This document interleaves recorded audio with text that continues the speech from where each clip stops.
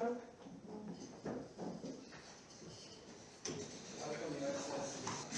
presentation for the benefit of UN General Assembly. 10 years later, Your Excellency, we were really honored to be based in Nairobi, although, of course, in 1987, the United Nations Center for Human Settlements Habitat was established, known as UNON. These emanated like diplomatic privileges and immunities as contained in Kenya. Is committed and that the diplomats and your employees by dedicating $1 billion US dollars. It does day-to-day administration of diplomatic privileges and there are 3 categories. We have a statute like in Africa. This comes in the form of, to this moment, processed well over 130,000 privileges. On behalf of the government of Kenya, to say that we are indeed honored to have you with us here and to give us an opportunity to be able to appraise you, update you on the issues and our partnership with the United Nations. And I want to underscore one thing. One, we are working very, very closely together. And we are proud of Madam Bangura. She has been very, very proactive. She does not hesitate when there are any issues that are lagging behind. She does not mince her words, very blunt, but very diplomatic. So we like her for that.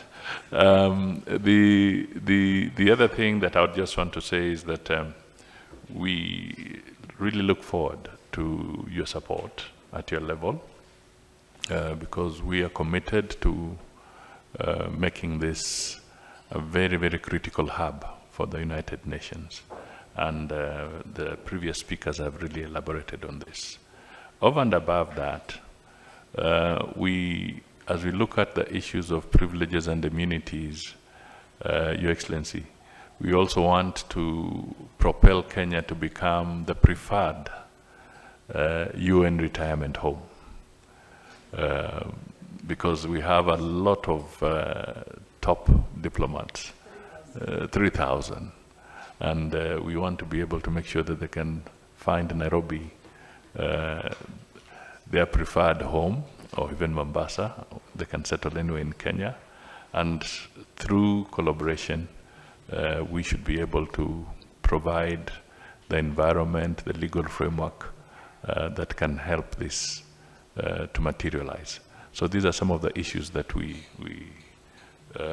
bring to fore, and we look forward to working together. Apart from that, Nairobi is essentially the financial hub in the region. We have a footprint of about 552 banks, branches, Kenyan banks with branches in the entire region. So we provide a very good focal point. Our financial system is completely liberal. We are the hub in this region for the media, and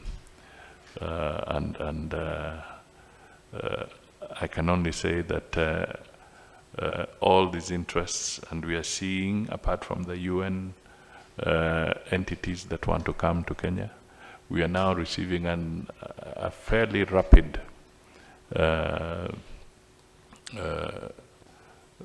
line of requests from other international agencies, including non-governmental bodies, that want to relocate and have their centers come to Nairobi. So working together and with your support, I think we can achieve a lot.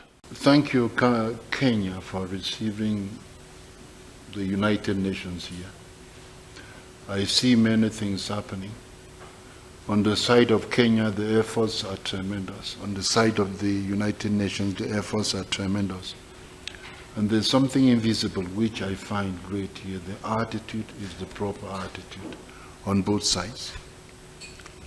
The efforts are great, attitude proper. In the future, I can only see great things and miracles. Thank you very much for coming together to produce what will make Kenya great and make the UN offices here great. Thank you very much, sir.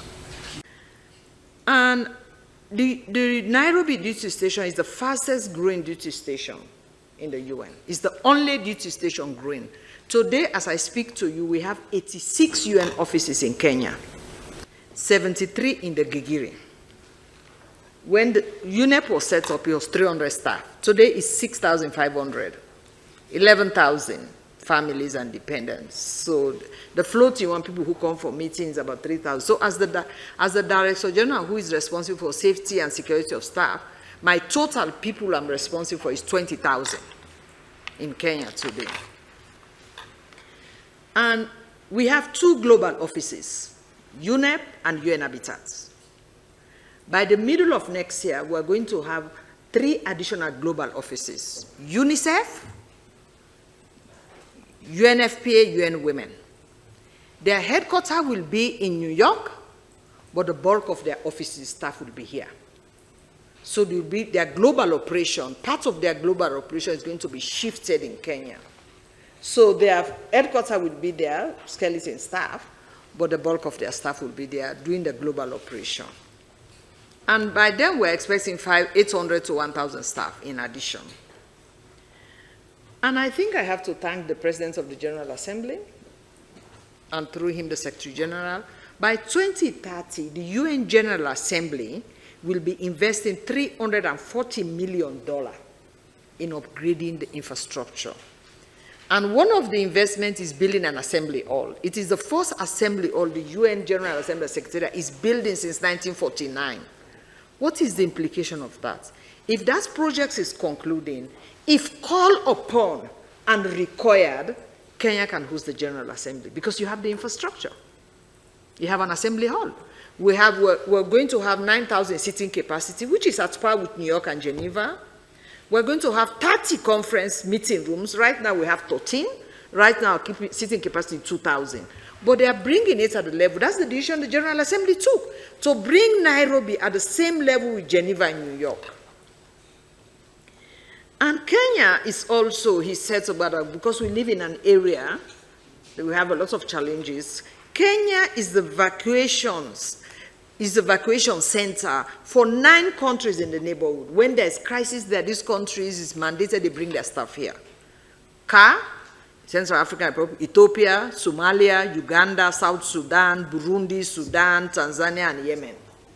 And I give an example. When the crisis broke in Sudan, I called the peers. We sent a note verbal that they are receiving them. I called the peers like 6 in the morning. He knows, we talk, around midnight or what.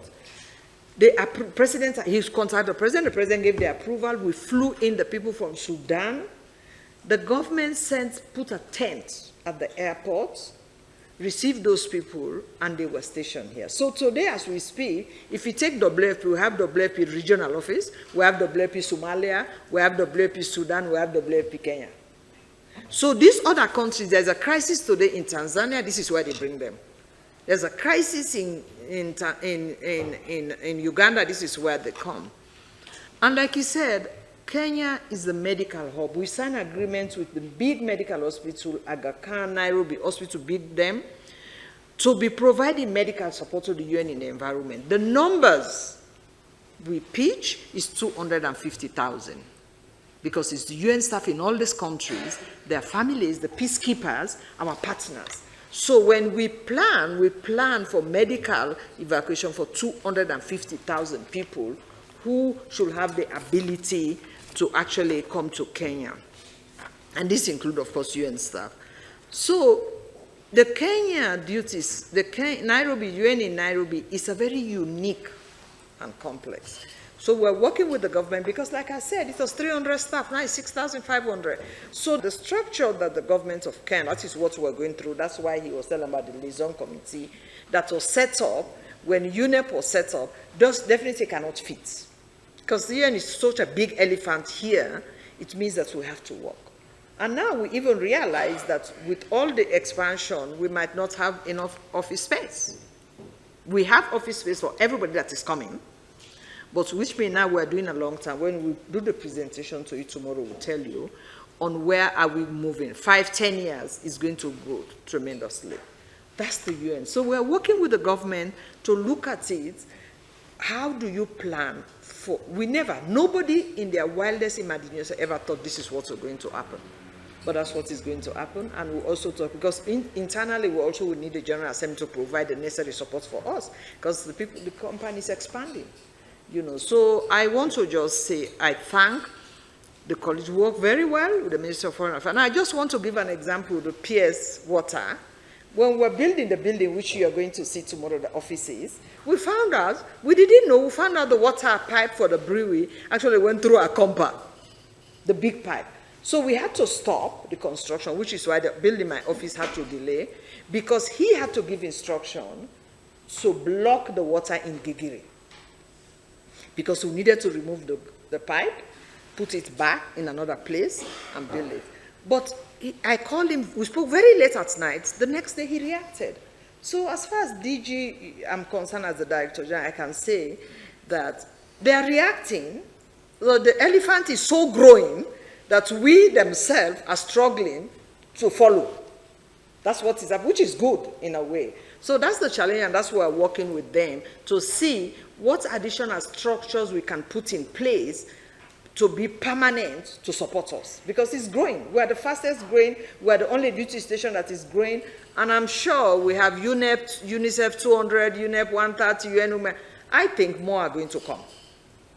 So which means we have a lot of work to do to make sure all those teething problems, the bottleneck, we can solve them. Thank you very much, Mr. Thank you. Thank you so much.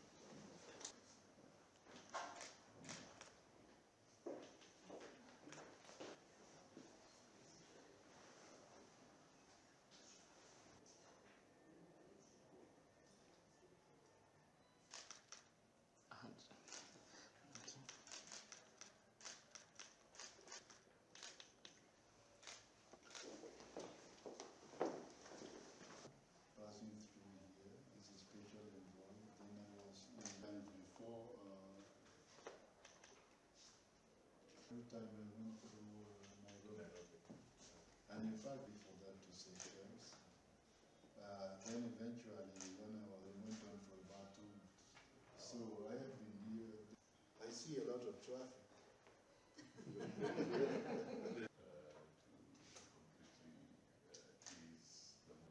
Especially around the expressway. We also talking